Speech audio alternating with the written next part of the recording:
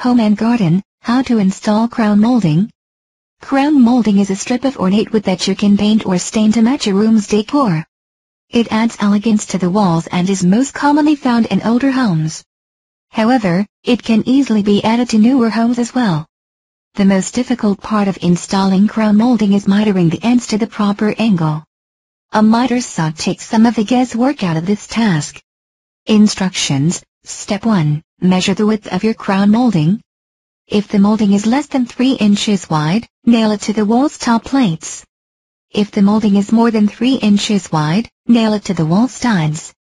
Use a stud finder to locate the studs. Normally studs are set every 16 inches. Step 2. Measure the first wall's length. If the first wall is longer than one strip of crown molding, miter the adjoining end at a 45-degree angle with a miter saw. Make a left 45-degree miter if you are working counterclockwise around the room, or a right 45-degree miter if you are working clockwise. Step 3. Cut the adjoining piece of molding using the same 45-degree miter.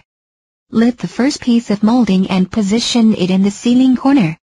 Use a pneumatic nailer and 2-inch finishing nails to secure the molding in place to either the top plate or the wall studs.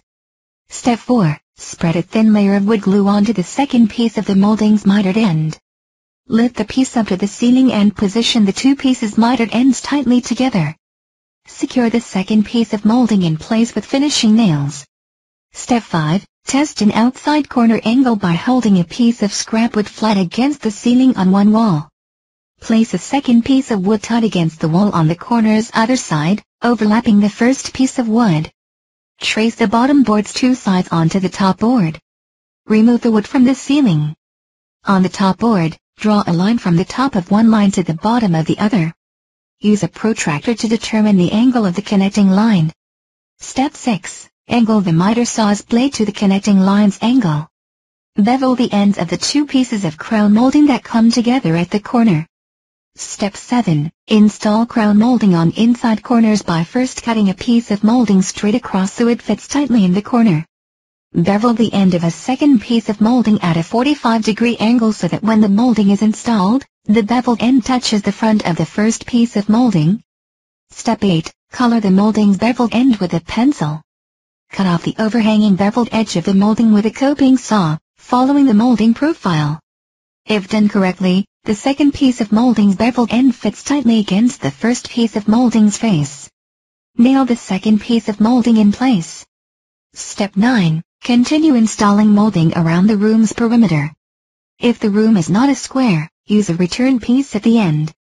On the last piece of crown molding, bevel the end to a 45-degree angle. Secure this piece of molding to the wall. Step 10. Bevel the end of a second piece of molding to a 45-degree angle in the opposite direction. Adjust the miter saw to 0 degrees and position the blade over the molding so the cut forms a triangle. Step 11. Turn the small triangle upside down. Spread a thin layer of wood glue on the beveled edge. Position it against the final piece of molding's end.